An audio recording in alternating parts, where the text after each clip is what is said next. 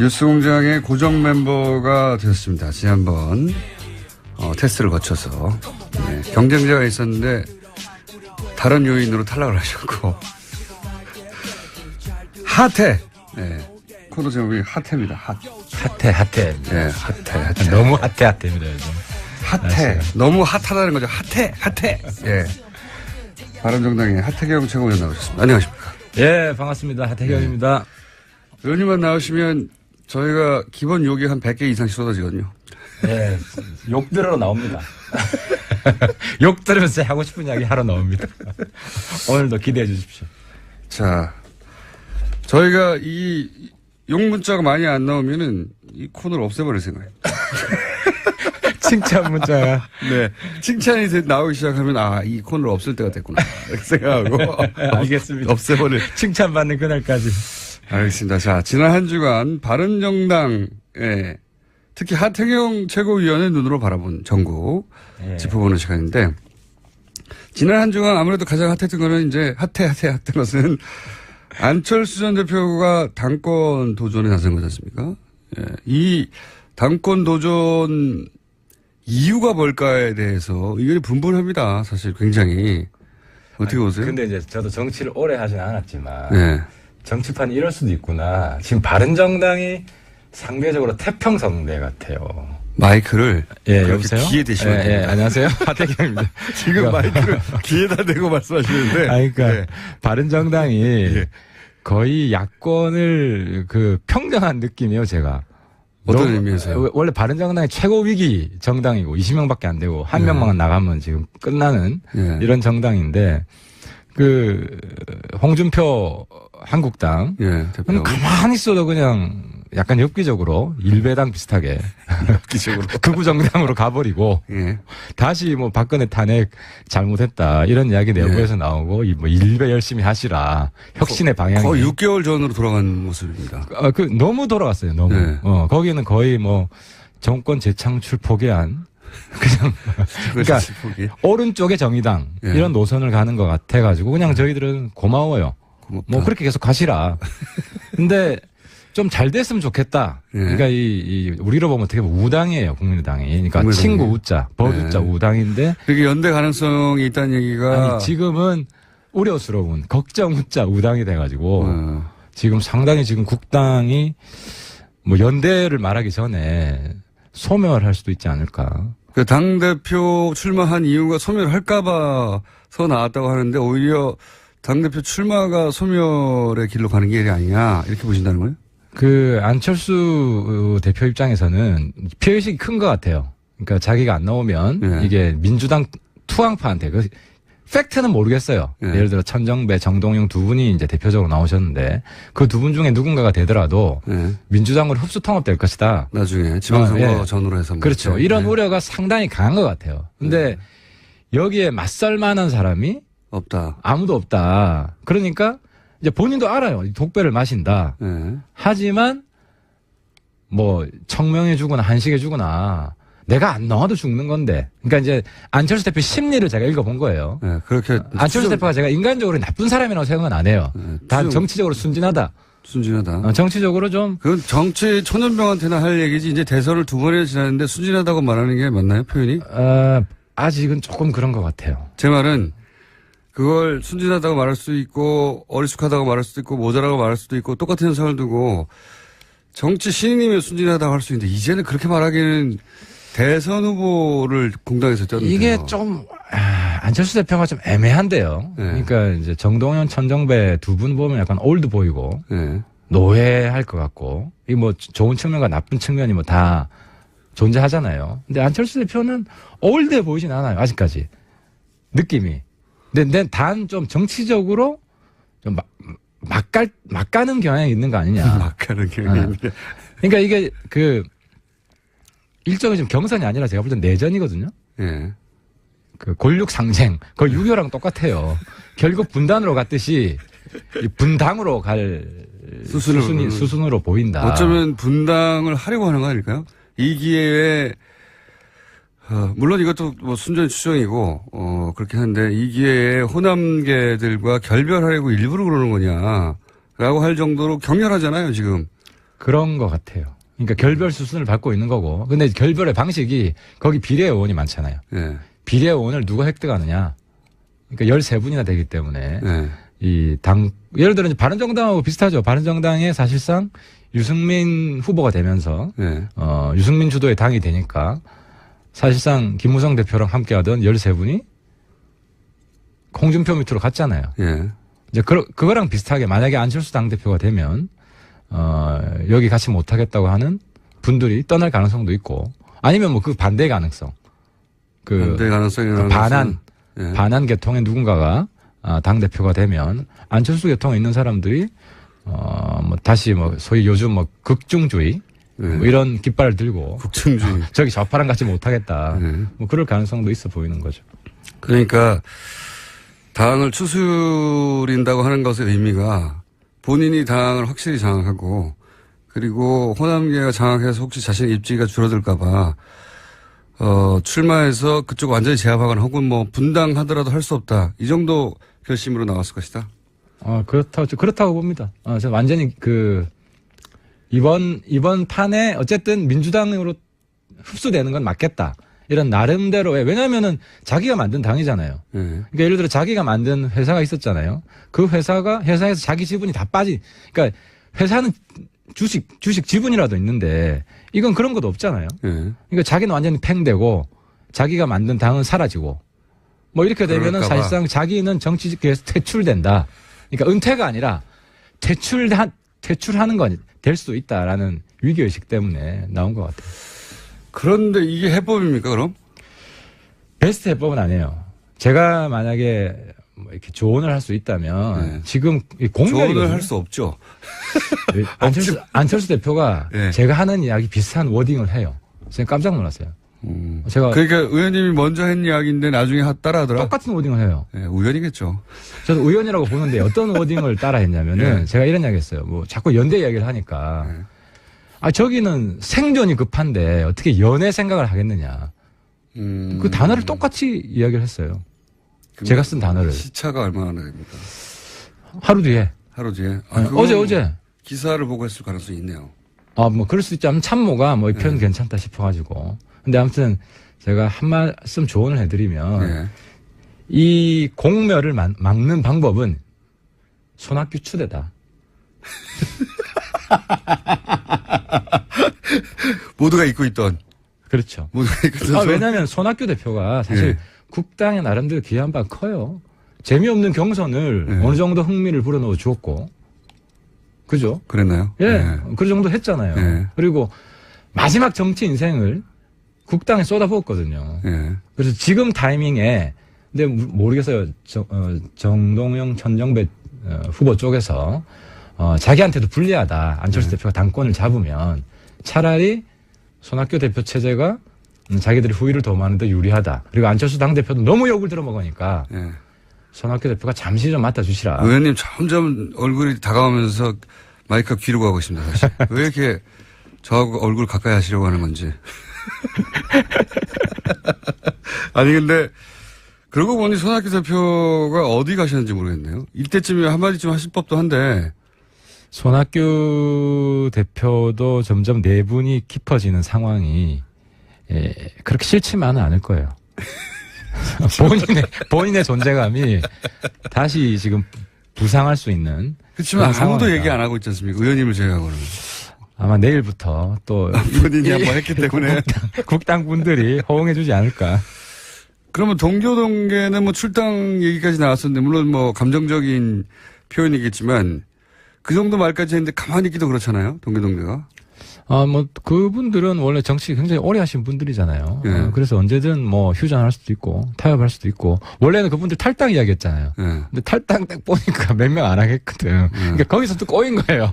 그러니까 정치는 첫 마디가 굉장히 중요한데 첫 마디 탈당해놓고 그 다음에 출당으로 바꿔버리니까 진정성도 떨어지고 이 당장 싸움 의지가 별로 없다. 이 가능성 어떻게 보십니까? 이것도 뭐 설입니다. 워낙 설들이 많고 안철수 대표가 대략 한 3년 후에 할 법한 행보를 지금 하는 거거든요. 말하자면. 네, 그렇죠. 예, 뭐 총선 직전에 이래놓으면 누구도 안철수 대표가 왜 나와 이러지는 않을 거예요. 근데 지금 3년 후가 아니라 대선 끝나고 3개월 만에 이런 일을 하니까 모두 다 이제 해설들을 내놓고 있죠. 각자 사설 해설들을 내놓고 있는데 그 김무성 대표 측과 나중에 나중이라는 게 뭐였는지 모르지만 연대하기 위해서 그러기 위해서 자기가 당권을 쥐고 있어야 된다. 뭐 이런 설들도 있어요. 그 들어보셨습니까? 그러니까 이제 설이 아니라 내가 깜짝 놀란 게 이제 저도 안철수 대표 극중주의가 뭐냐 궁금했는데 그 말을 하더라고요. 안보에서는 보수, 경제에서는 진보.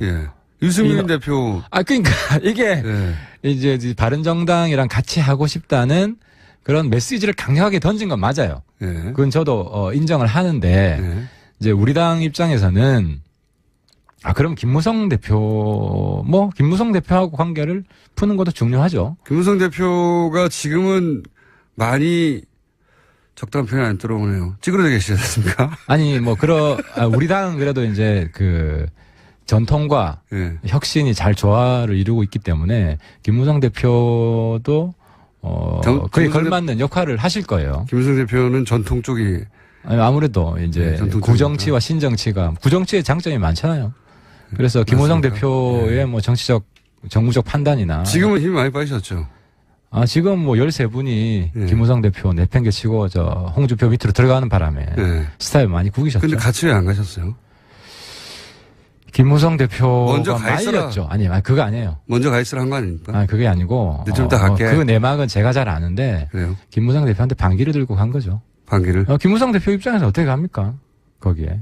아니, 그러니까 지금 당시 그런 얘기도 있었지 않습니까? 대선 후에 유승민 대표가 지지율을 그렇게밖에 못 받으면 결국 당은 없어질 것이고 먼저 가 있어라 내가 나중에 갈 테니까 지금은 싸놓은 척 하자. 이거 아니었어요, 혹시? 그게 아니고 좀 전반적으로 무기력해져 있는 상태였어요. 그 멘붕이었어요. 김무성 대표. 이제 총선 이후에 계속해서 김무성 대표가 선택했던 정치적 행보. 예를 들어 성공적이 하나도 없었죠, 사실. 그렇죠. 다 실패했어요. 예를 들어 질서 있는 퇴진 안 되고 반기문 특히 반기문 안 되고 그다음에 막판에는 그걸 했잖아요. 반박 반문 연대 단일화. 그래서 사실 안철수로 단일화 였는데 그것도 안 되고 다 안 되고 그래서 이번에 당대표 할 때도 이현 의원을 밀진 않았잖아요. 김무성 대표하고 연대하는 것이 누구한테도 별 크게 도움은 안 됐다. 초반에는 정운천 후보를 밀었다고 하는 얘기도 있던데, 그죠? 김무성 대표가 큰 역할 안 했어요. 솔직히 말씀드리면. 어쨌든 이혜훈 대표는 싫어하지 않습니까? 이혜훈 대표는 사실 대단한 분이죠. 이혜훈 대표가. 그러니까 김무성 전 대표가 이혜훈 대표를 싫어하지 않습니까? 이혜훈 대표가 이제 의원들 사이의 관계가 썩 좋지는 않았어요. 그래서 많이 우려를 했고 경선 과정 중에서도 그런 이야기를 많이 했는데 일단 당의 핵심은 넘버 1과 넘버 2가 화합이 잘 되면 잘 굴러가요 지금.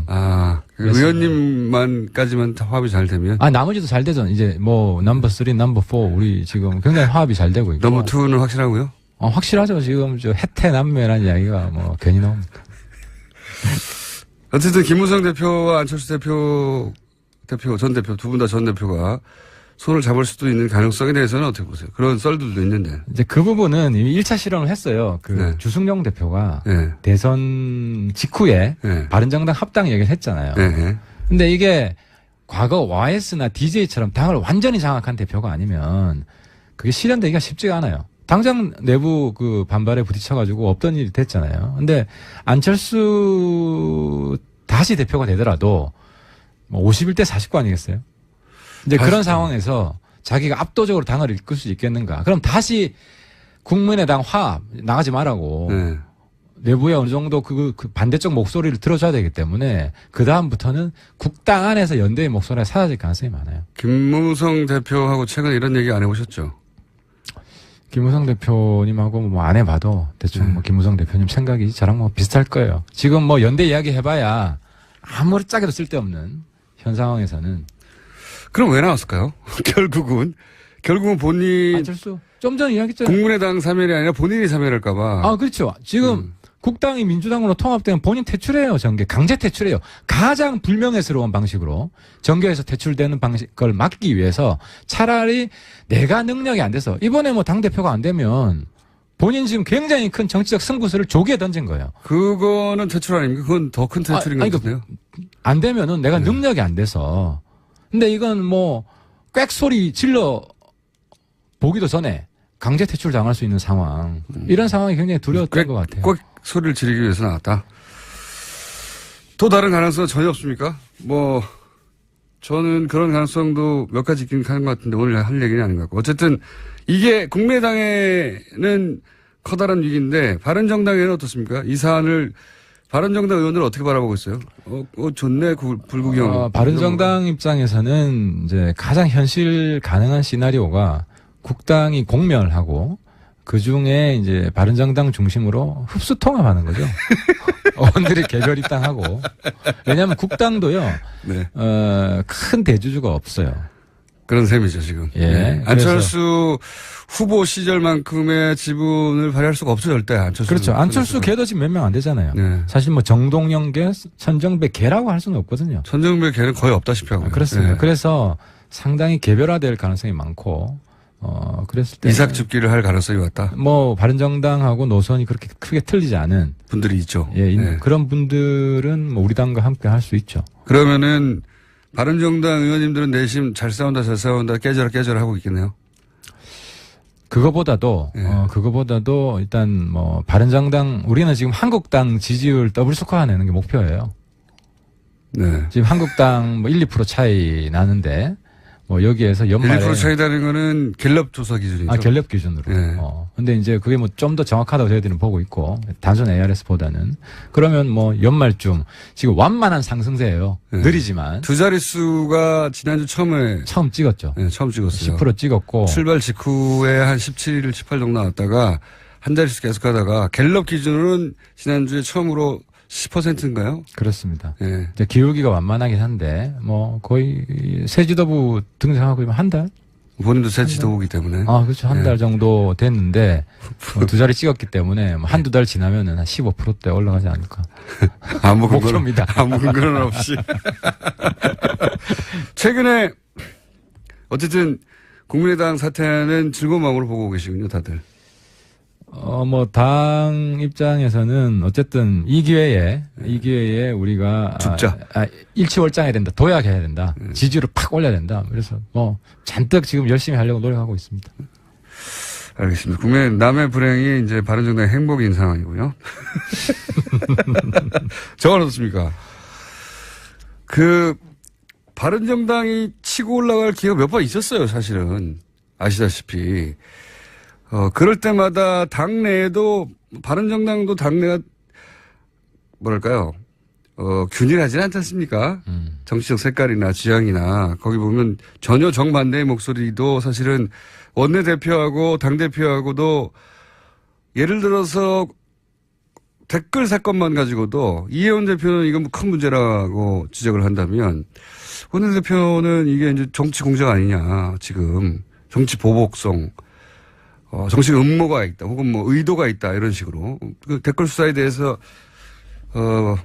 마음에 안 들어 하는 거죠. 예. 이건 이제 결국 이명박 대통령까지 가는 거 아니냐라고 하는 친이계들의 우려가 있는 건데, 그렇게 의견이 갈려 나오면 그 중에서 듣기 싫은 소리가 기분을 상하게 하니까 당연히, 바른정당 역시 안 되겠어. 댓글 사건 같이 명백한 사건에 대해서도 그렇게 나오거든요, 반응이. 이게 뭐냐고. 그러니까 이제 바른정당이 초기에 한 18, 9% 올라갔을 때 가장 지금 가슴 아프게 생각하는 게 18세 투표권. 네. 그리고 공수처 문제. 네. 우리가 이제 사실 통과시켰다가 뒤집혔죠. 그러니까요. 뒤집히면서 저게 새로운 보수당 맞느냐, 혁신 맞느냐 이래가지고 이제 확 꺼졌죠. 확 꺼졌죠.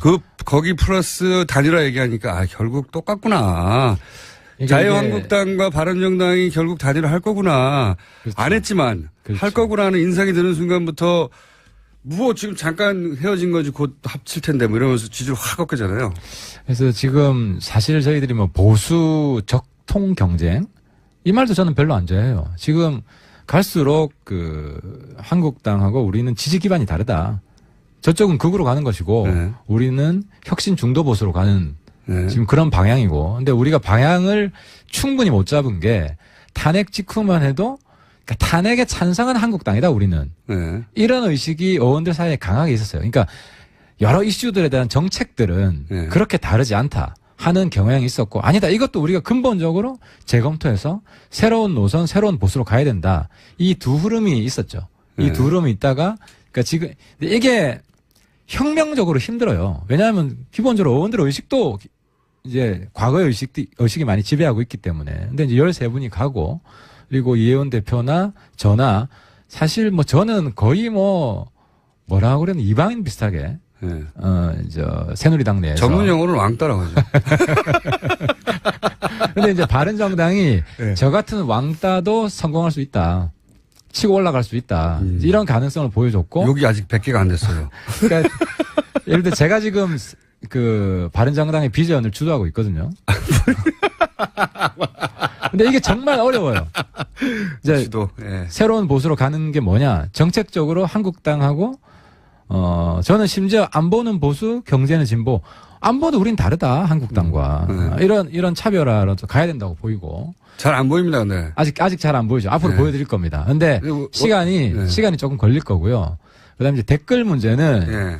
댓글 문제 명확한 거는 국정원의 정치 개입 잘못된 겁니다. 그렇죠. 이건 이번에 뿌리 뽑아야 돼요. 예. 그리고 전면적으로 진상 조사를 해야 되고 그것이 왜 생겼는지 근본적인 처방이 나와야 됩니다. 근데 여기에서 지금 이제 쟁점이 되는 것은 자꾸 이제 야당에서는 전직 대통령을 이제 물고 들어가려고 하는 거죠. 아니, 전직 대통령이 일부러 물고 들어가려고 하는 게 아니라 하다 보면 전직 대통령이 등장하게 되는 거 아닙니까? 그러니까 그거는 봐야죠. 예, 봐야죠. 그거는 봐야죠. 아직 그 국정원 적폐상단 TF에서도 청와대 내용은 모른다. 모른다는 것이고. 그럼 MB가 알바들 조직해서 댓글 열심히 써. 그렇게 지시를 한 거냐. 대통령이 직접 알바를 고용하라고 하진 않았겠죠, 뭐, 당연히. 그러니까 제가 대통령이면은 이런 이야기는 했을 것 같아요. 북한의 대남 심리전에 대해서 적극적으로 대응해. 뭐라 그러겠습니까? 근데. 그게 댓글 알바를 고용하는 것으로 해결될 일은 아니지 않습니까? 그러니까 그 구체적인 내용에 대해서 지금 원세훈 원장도 저는 자기도 그 구체적인 내용에 대해서는 예를 들어 댓글이 어떤 댓글이 쓰여진다. 그건 상관이 없죠. 그러니까 그런 거, 그러니까 이 부분을 지금 이제 보수까지 포함해서 대단히 착각하고 있는 게 어떤 메커니즘이 작동하냐면요. 북한 통전부에 남조선 인터넷 댓글팀이 있어요. 그러니까 걔네들이 대남 심리전을 하는데. 대남 심리전을 하죠. 열심히 댓글 써요. 그러니까 국정원에서 이걸 찾아보고 있으면 이거 자기들도 그거는 해야 할 일이죠. 아니 그거를 하면 안 됐어요. 예. 그렇죠. 왜냐하면 이거는 민주주의의 대가다. 그러니까 북한 애들이 들어와서 댓글 쓰는 거나 해외에서 들어와서 댓글 쓰는 거나 심지어 저는 중국에서도 댓글 쓸 수 있다고 봐요. 근데 북한 애들이 댓글 쓰는 건 뭘 쓰는지 아세요? 말씀해 주십시오. 그 김정은 찬양 댓글 쓰는 게 아니고요. 한국의, 그러니까 남남 대결을 위해서 한국의 야당, 과거 뭐 MB 박근혜 집권 때, 지금도 그렇고 한국의 야당과 뭐 제야단체, 반정부 단체, 이런 단체들이 하는 이야기를 북한 애들이 댓글을 써요. 아이디 추적해보면 북한 애들이에요. 근데 문제는 국정원에서 대단히 오판을 한 게 북한 애들이 이런 댓글을 쓰니까 예를 들어 한미 FTA 반대한다. 그죠? 광우병서 우린 못 먹겠다. 그러니까 여기에 대한 대응을 해야 된다는 강박 때문에 이게 정치 개입이 돼버린 거예요. 그게 이제 국정원 사이드에서 이해해주면 그렇고요. 근데 생각해 보시면 북한 쪽에서 예를 들어서 댓글을 달았는데 그것이 뭐 정부의 정책에 반하거나 혹은 뭐 친북 성향을 가지고 있는 일부 단체를 뭐 지지하는 글을 썼다고 쳐요. 그거를 대응하느라 본인이 지금 국정 댓글 사격이 났다라고 해서 해명이 안 될 것들이 너무 많죠. 너무 많아요. 제가 말씀드리는 거는 이제 그러다가 뭐 선거 때도 여러 이슈가 있고 아니면 거기서도 좀 과잉 충성 문제가 있을 수 있고 뭐 이런 과정을 통해서 선거 개입 정황도 드러난 거 아니에요? 그러니까 이런 부분은 전면적으로 조사해서 다 뿌리 뽑아야 된다는 거예요. 근데 제가 드리고 싶은 말씀은 댓글 사건은 그냥 그 국정원을 통해서 정권을 연장하려고 한 거죠. 그러니까 첫 출발은 그렇다고 그렇다는 거고. 그러니까 여기서 국정원 개혁에서 필요한 건 제가 말씀드리고 싶은 것은 북한 애들이 한국 인터넷 들어와서 댓글 쓰잖아요. 그럼 국정원은 뭐 해야 되냐면은 만약에 북한 내에 인터넷이 있다면 북한 내에 포탈이 있다면 거기 가서 우리 국정원 요원들이 거기 가서 댓글 쓰는 거예요. 네, 그렇다고 치고요. 그죠? 근데 그 북한 인터넷이 없어요. 예. 그럼 뭘 해야 되냐면 거기에다가 뭐 삐라를 뿌리든지. 뭐 IP를 차단하는 거나. 그러니까 북한 애들이 여기 댓글 쓰는 거나 우리가 거기 삐라 뿌리는 거나 대응하는 거예요. 아니면 뭐 라디오를 방송을 튼다든지 TV 방송을 튼다든지 그런 식으로 했어야 됐는데 그러니까 좀 전에 우리 우리 김호주 총수님도 약간의 발언에 이제 오답을 했는데 그 대응을 해야 된다. 그건 민주주의 대가로 포기를 했어야 된다는 거죠. 아니 대응이라는 건 예를 들어서 뭐 IP를 차단하든가 그 다른 방식으로 해야지 대남 공작을 하면 어떡합니까? 그렇죠. 그러니까 그게 그 국내 정치 개입이라는 의식이 박약했던 거죠. 왜냐하면 국정원이 과거부터 쭉 국정 홍보를 담당해 왔기 때문에. 근데 국정 홍보 차원이 아니라 예를 들어서 야당을 탄압하거나 아니면 특정 뭐 호남을 공격하든가 이건 상관이 없는 얘기잖아요, 사실은. 아니 근데 이게 정권 연장하려는 건 거죠. 완전히 상관없는 이야기는 아니에요. 그러니까 내가 그래서 욕을 좀 들어먹을 수가 있을 건데. 요걸로 100개 채우시려고 하시는구나. 북한 애들이 댓글 쓰는 게요. 야당하고 똑같은 이야기를 해요. 예를 들어 한미 FTA 추진하면 한미 FTA 반대하자. 북한 애들이 그런 댓글을 쓰고. 그러니까 지금 북한 애들이 상당히 지능적으로 이제 대남 공작을 하고 있는데 방금 100개 넘었다네요. 야당 애들이 야당이 하는 이야기, 반정부 단체에서 하는 이야기들을 똑같이 해요. 아니면 그럴 수도 있는데 그런 일부 주장이 있을 수 있는데 그걸로 어떻게 지금 국정원 댓글 사건을 전부 다 덮습니까? 그러니까 북한을 상대하려다 보니까 이렇게 했다고. 아니 그게 아니고 내가 지금 국정원을 대신해서 변명을 해주는 게 아니라 출발을 그럴 수 있다. 그래서 그게 잘못된 거다. 그 출발 자체가 잘못된 거다. 그럼 이거 어떻습니까? 이해는 했습니다. 근데 국정원이 그런 인식을 가지다 보니까 이게 정치 개입이라는 인식을 잘 못해서 그랬을 수 있다. 첫 출발은. 나중에는 그렇죠. 정치 개입이 확실한데 그렇게 이제 일부 이해해 주신 건데 저는 뭐 동의가 안 되긴 하나. 그래도 처벌받을 건 처벌받아야 된다는 거죠. 동의가 안 되긴 하나. 그런 시각이 있다는 걸 이해했습니다. 오늘 마지막 질문은 그러면 이명박 대통령의 책임은 없는 겁니까? 그건 뭐 조사하겠죠, 이제. 뭐 청와대에서 어떻게 보고가 됐고. 주호영 원내대표가 발끈하는 것도 사실은 이게 이명박 대통령한테 가까워. 근데 저는 이 부분에 있어서 추미애 대표도 좀 실수를 하는 게 저는 그렇게 생각합니다. 대통령에 대한 우리 국민의 인식인데 노무현 대통령을 안타깝게 우리가 잃었잖아요. 그러니까 왜 그랬냐면은 좌파만의 대표라고 생각한 거예요, 보수에서는. 그러니까 아무리 때려도 우리 국민의 대표가 아니다. 그러니까 똑같은 인식이 MB한테도 있는 거예요. 저 사람은 일부 우파만의 대표지 국민의 대표가 아니었다. 무슨 이야기냐? 대통령에 대한 공격은 전직 대통령에 대한 대통령일지라도 공격은 어떤 구체적인 근거가 있을 때 하는 그런 우리 국가의 대표, 우리 국민의 대표를 지냈던 사람에 대한 적어도 민주정부 이후에는 그 정도 인식을 갖출 필요가 있다. 그러니까 좌파 진영의 대표의 불행한 죽음을 봤다고 해서 거기에 대한 보복 심리가 있는 거예요, 실제로. 그 공격하는 사람들은 추미애 대표가 단적인 거잖아요. 매국노다. 물론 MB가 알바들 조직해서 댓글 공작하세요. 그런 거 했으면 저는 MB도 심판받아야 된다고 생각해요. 하지만 구체적으로 알바를 조직하라고 했을까요? 지금 나온 거는 단순 추측을 가지고 노무현 대통령에 대한 보복 심리가 많이 작용하고 있는 거 아니냐. 야당 측에서는 물론 문재인 정부는 그렇지 않다고 생각합니다. 이명박 대통령하고 연결하려고 하는 것은 복수심 때문이다. 한마디로. 그러니까 욕이 급증하고 있네요. 추미애 대표의 발언을 보면 거의 이완용급으로 매국노라는 표현을 쓴 것은 친일파급으로 지금 매도를 했는데 서로 그렇잖아요. 지금 좌파는 우파를 친일파라고 매도하고 있고 우파는 좌파를 여태까지 종북이라고 매도했어요. 제가 욕을 들으면서도 이런 대립은 이런 불행한 정치의 대립은 이제 끝내자. 알겠습니다. 자, 오늘은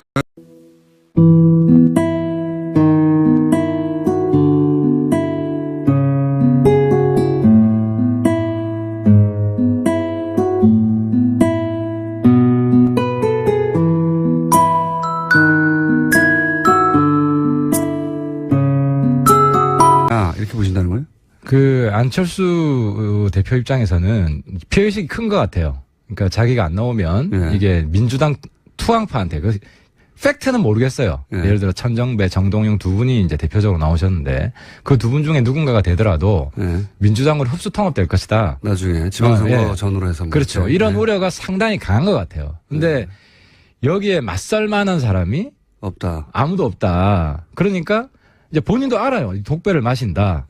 하지만 뭐 청명해 주거나 한식해 주거나 내가 안 나와도 죽는 건데. 그러니까 이제 안철수 대표 심리를 제가 읽어본 거예요. 그렇게 안철수 대표가 제가 인간적으로 나쁜 사람이라고 생각은 안 해요. 단 정치적으로 순진하다. 정치적으로 좀. 그건 정치 초년병한테나 할 얘기지. 이제 대선을 2번이나 지났는데 순진하다고 말하는 게 맞나요, 표현이? 아직은 조금 그런 것 같아요. 제 말은 그걸 순진하다고 말할 수 있고 어리숙하다고 말할 수도 있고 모자라고 말할 수도 있고 똑같은 현상을 두고 정치 신인이면 순진하다고 할 수 있는데 이제는 그렇게 말하기는 대선 후보를 공당에서 떴는데 이게 좀 안철수 대표가 좀 애매한데요. 그러니까 이제 정동현, 천정배 두 분 보면 약간 올드 보이고 노예할 것 같고 이 뭐 좋은 측면과 나쁜 측면이 뭐 다 존재하잖아요. 근데 안철수 대표는 올드해 보이진 않아요. 아직까지 느낌이. 근데 단 좀 정치적으로 좀 막간. 뉴스공장의 고정 멤버가 되었습니다. 지난번 테스트를 거쳐서 경쟁자가 있었는데 다른 요인으로 탈락을 하셨고 핫해. 코너 제목이 핫해입니다. 핫해. 핫해. 너무 핫해입니다. 요즘. 핫해. 너무 핫하다는 거죠. 핫해. 바른정당의 하태경 최고위원 나오셨습니다. 안녕하십니까. 예, 반갑습니다. 하태경입니다. 의원님만 나오시면 저희가 기본 욕이 한 100개 이상씩 쏟아지거든요. 예, 욕 들으러 나옵니다. 욕 들으면서 하고 싶은 이야기 하러 나옵니다. 오늘도 기대해 주십시오. 자, 저희가 이 욕 문자가 많이 안 나오면은 이 코너를 없애버릴 생각이에요. 칭찬 문자가. 네. 칭찬이 나오기 시작하면, 이 코너를 없앨 때가 됐구나. 이렇게 생각하고. 알겠습니다. 없애버릴. 칭찬받는 그날까지. 알겠습니다. 자, 지난 한 주간 바른정당, 특히 하태경 최고위원의 눈으로 바라본 전국 짚어보는 시간인데, 지난 한 주간 아무래도 가장 핫했던 거는 이제 핫했던 것은 안철수 전 대표가 당권 도전에 나선 거지 않습니까? 이 당권 도전 이유가 뭘까에 대해서 의견이 분분합니다. 사실 굉장히. 어떻게 보세요? 근데 이제 저도 정치를 오래 하진 않았지만 정치판이 이럴 수도 있구나. 지금 바른정당이 상대적으로 태평성대 같아요.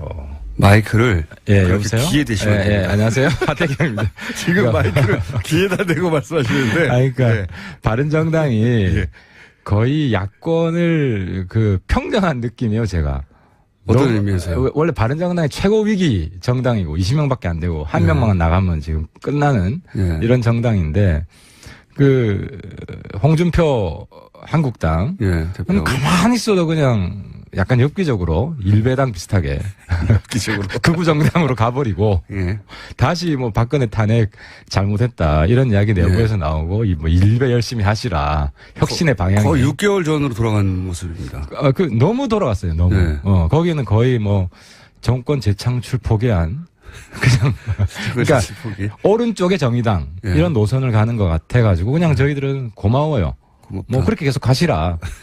근데 좀 잘 됐으면 좋겠다. 그러니까 우리로 보면 어떻게 보면 우당이에요, 국민의당이. 그러니까 국민의당이. 친구 우자, 버주자 우당인데. 그게 연대 가능성이 있다는 얘기가. 아니, 지금은 우려스러운 걱정 우자 우당이 돼가지고 지금 상당히 지금 국당이 뭐 연대를 말하기 전에 소멸할 수도 있지 않을까. 그 당대표 출마한 이유가 소멸할까봐서 나왔다고 하는데 오히려 당대표 출마가 소멸의 길로 가는 길이 아니냐미가 본인이 당을 확실히 장악하고 그리고 호남계가 장악해서 혹시 자신의 입지가 줄어들까봐 출마해서 그쪽 완전히 제압하거나 혹은 뭐 분당하더라도 할 수 없다 이 정도 결심으로 나왔을 것이다. 그렇다고 봅니다. 저는 완전히 이번 판에 어쨌든 민주당으로 흡수되는 건 맞겠다. 이런 나름대로 왜냐하면은 자기가 만든 당이잖아요. 그러니까 예를 들어 자기가 만든 회사가 있었잖아요. 그 회사에서 자기 지분이 다 그러니까 회사는 주식 지분이라도 있는데 이건 그런 것도 없잖아요. 예. 그러니까 자기는 완전히 팽되고 자기가 만든 당은 사라지고 뭐 이렇게 되면은 사실상 자기는 정치계에서 퇴출된다. 그러니까 은퇴가 아니라 퇴출하는 건 될 수 있다라는 위기의식 때문에 나온 것 같아요. 그런데 이게 해법입니까, 그럼? 베스트 해법은 아니에요. 제가 만약에 뭐 이렇게 조언을 할 수 있다면 네. 지금 공개를 조언을 할 수 없죠. 안철수 대표가 네. 제가 하는 이야기 비슷한 워딩을 해요. 제가 깜짝 놀랐어요. 제가 그러니까 의원님이 먼저 한 이야기인데 나중에 따라하더라. 똑같은 워딩을 해요. 네, 우연이겠죠. 저도 우연이라고 보는데 어떤 워딩을 따라했냐면은 네. 제가 제가 이런 이야기 했어요. 뭐 자꾸 연대 이야기를 하니까 저기는 생존이 급한데 어떻게 연애 생각을 하겠느냐. 그 단어를 똑같이 이야기를 했어요. 제가 쓴 단어를. 시차가 얼마나 됩니까? 막 가는 경향이 있는 거 아니냐. 막 가는 경향이. 그러니까 이게 일종의 좀 경선이 아니라 제가 볼 땐 내전이거든요. 예. 그 골육 상쟁. 그거 6.25랑 똑같아요. 결국 분단으로 갔듯이 분당으로 갈 수순으로 보인다. 어쩌면 분당을 하려고 하는 거 아닐까요?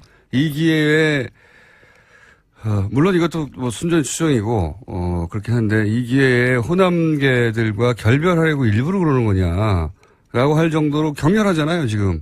그런 것 같아요. 그러니까 결별 수순을 밟고 있는 거고. 근데 결별의 방식이 거기 비례의원이 많잖아요. 네. 비례의원을 누가 획득하느냐. 그러니까 13분이나 되기 때문에 네. 이 당 예를 들어 바른정당하고 비슷하죠. 바른정당에 사실상 유승민 후보가 되면서 네. 유승민 주도의 당이 되니까 사실상 김무성 대표랑 함께하던 13분이 홍준표 밑으로 갔잖아요. 예. 이제 그거랑 비슷하게 만약에 안철수 당대표가 되면 여기 같이 못하겠다고 하는 분들이 떠날 가능성도 있고 아니면 뭐 그 반대 가능성. 반대 가능성이 반한 계통의 누군가가 당대표가 되면 안철수 계통에 있는 사람들이 뭐 다시 뭐 소위 요즘 뭐 극중주의 뭐 이런 깃발을 들고 국정주의 저기 좌파랑 같이 못하겠다. 네. 뭐 그럴 가능성도 있어 보이는 거죠. 그러니까 당을 추스린다고 하는 것의